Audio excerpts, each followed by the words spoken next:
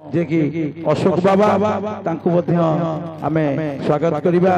मात्र समय तो बहुत अतिक्रांत हो गलानी, समस्ते भोक बोधे मात्र अनुरोध करी मात्र 2 मिनिट भितर आपण मान किसी संत आशीर्वचन रखिए।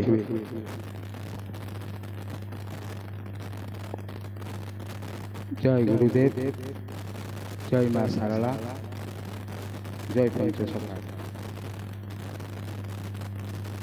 समस्त साधु सन्थ मानक मोर भूमिष्ठ प्रणाम। तो आम ये आसनु कि आम आसी जा साधु सन्थ मैंने आसवे टे दर्शन करूँ, आमर पाप को पवित्र करूँ। तो से आधार आम आसी जदि किसी कहवा निश्चित किसी कहवा कि वर्तमान समय बहुत खराब आड़ को गति कर सारा। तो किए दायी मु तो कहीपर किंतु एति कहि जदि 3 भागे जल भागे स्थल थिला सेमती 3 भागे पाप भागे पुण्य अच्छी। तो से भाग को वर्तमान देखंतु समुद्र कूल लंघन कलानी कहीं ताकू तो 3 भाग दिया से भाग को ऊपर कहीं नजर पकई। तो वर्तमान आम भितर से धर्मरु किछि ग्लानि हेछि जहाँ पे कि आज सबु साधु सन्त माने कहउचंती जे पानी रे भासी जीव उड़ी जीव भूमिकंप हब अमक हब समक हब समस्त कहउचंती। महापुरुष तो एक कथा को लिखि दे जाइचंती। आपण माने कोन कहउचंती? आपण माने तार किछि जानि चंती ता विषय रे कहिबे किछि जानु नाहंती के काहे कि ना जदी कहउचंती खाली कौन महापुरुष ये खराब कथा गुड़ा कही ता बदल रे जेतेबेले परिस्थिति अच्छी बा समस्या अच्छी तार समाधान भी अच्छी ताहले आमे माने से समाधान को कहीं कहूने ताहले से समाधान को किए कहबो? साधु माने कौन आसीचंती केवल समस्या कहिया ना, तार समाधान भी अच्छी।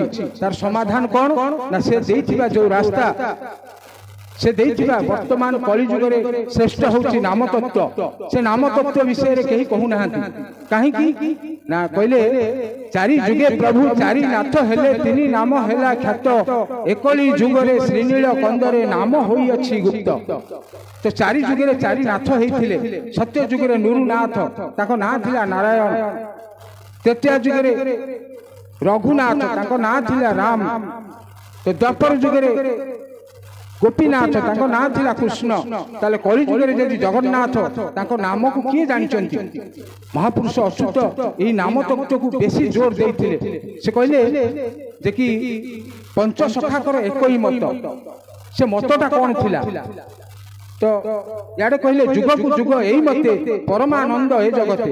ताले परमानंद केते बेले अनुभव हबो ना जुग को जुग एही मत थिला जे कि को समय रे जप थिला, को समय रे तप थिला, को समय रे यज्ञ थिला। वर्तमान कलि जुग रे नाम ही श्रेष्ठ। जे नाम को न जानिची से जीवन रे किछि करि परिबनी। सेहि पे कि कहले महापुरुष गोटे पद कहिचंती कोन ना उत्तर सर्जीव दक्षिणे गर्जीव पूर्वे न रहिबे केही छाड़ बाड़ धरी पश्चिमे देखिबे कूल कूल विहन सेही। तो आपको कहीं बुझौ ना कौन ना उत्तर रे सर्जीव कौन ना उत्तरायण हो ये पवन से बेले शरीर उत्तरायण बोले चांद्रायण से शरीर में शीतलता आसीज से महापरायण समय चली आसो से कौन हम ना उत्तर रे सर्जना हम पवनटा उत्तर दिगे रही दक्षिणायन हम ना दक्षिण में जो टाणव से घड़घड़ हम उत्तर सर्जीव दक्षिणे गर्जीव पूर्वे न रही कही ये मोर मठ थिला ये मोर शिष्य थिले ये मोर बापा थिला ये मोर माँ थिला ये मोर घर थिला एक कथा किछि भी आउ सेते बेले मने रहिबो नाही।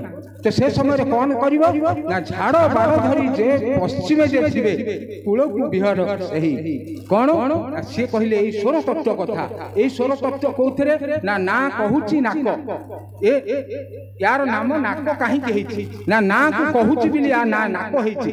जेते बेले देखिबे आपनकर ए नाक संधि रे दुई पटरे अछि झाड़ देखंतु वर्तमान एपटरे झाड़ अच्छी एपटरे झाड़ अच्छी मझिरे जो बाड़ अच्छी यही झाड़ बाड़ को जे धरी पश्चिम दिग को जाई ଯାଇପାରିବ ପୂର୍ବରୁ ପଶ୍ଚିମକୁ ଯେ ପବନକୁ ଫେରେଇ ପାରିବ ସେ କୂଳକୁ ବିହନ ହେବ।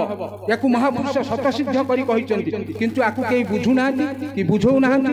ବର୍ତ୍ତମାନ ସାଧୁସନ୍ଥମାନେ ଯାହା କହୁଛନ୍ତି, ମୋର ବିନୀତ ଅନୁରୋଧ ଯେ ମହାପୁରୁଷଙ୍କର ପ୍ରକୃତ ତଥ୍ୟକୁ ବୁଝନ୍ତୁ ଏବଂ ତାକୁ ଲୋକମାନଙ୍କ ପାଖରେ ମାନେ ପ୍ରଚାର କରନ୍ତୁ ଏବଂ ସ୍ୱମତ ଯାଇକରି ଲୋକମାନଙ୍କୁ ବୁଝାନ୍ତୁ। ସାଧୁ ହେଉଛନ୍ତି ଭଗବାନଙ୍କର ଦ୍ୱିତୀୟ ଅବତାର କହିଲେ ଚଳେ। ସାଧୁମାନଙ୍କ ଦ୍ୱାରା ହିଁ ଏ ଜନସାଧାରଣଙ୍କୁ କିଛି ଦିଗ୍ଦର୍ଶନ ମିଳେ। ଏମାନେ ଯେତେବେଳେ ନିଜେ ପଇସା ନେଇକି ପରବଚନ ଦେବାକୁ ଯିବେ ତାହେଲେ ଏ କଥା ଆଉ ସେ କଥାରେ ବହୁତ ଫରକ ରହିବ। ସେଥିପାଇଁ ସତ୍ୟ ମାର୍ଗ ଲୋକମାନଙ୍କୁ ଦେଖାନ୍ତୁ ଏବଂ ବର୍ତ୍ତମାନ ଯେଉଁ ସକାଶେ ଧର୍ମରେ ଗ୍ଲାନି ହେଇଛି, ଯଦି ସେଇ ନାମ ତତ୍ତ୍ୱକୁ ଏ ସାରା ଓଡ଼ିଶାର ଲୋକ ଯଦି ସମସ୍ତେ ଏଇ ନାମ ତତ୍ତ୍ୱରେ ମଜିଯିବେ ତାହେଲେ ଦେଖିବେ ଯେତେ ବଡ଼ ମାନେ ଭୟଙ୍କର ଦୁର୍ବିପାକ ଆସୁ ସବୁକୁ ଏଡ଼େଇ ଦେଇ ହେବ। ଏତିକି କହି ମୁଁ ମୋର କଥାକୁ ବିଶ୍ରାମ ଦେଉଛି।